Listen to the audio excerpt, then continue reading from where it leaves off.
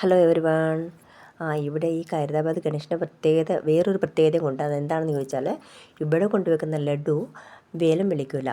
ഇവിടെ ഗണേശനെ വെച്ച് കഴിഞ്ഞാൽ ഗണേശൻ്റെ കൂടെ ലഡുവും കൊണ്ടുവെക്കും. ഓരോരുത്തർ ഒത്തിരി അതായത് ഭാരം അവരുടെ ഇതിൻ്റെ അനുസരിച്ച് ഒത്തിരി വെയിറ്റുള്ള ലഡു കൊണ്ടുവെക്കും.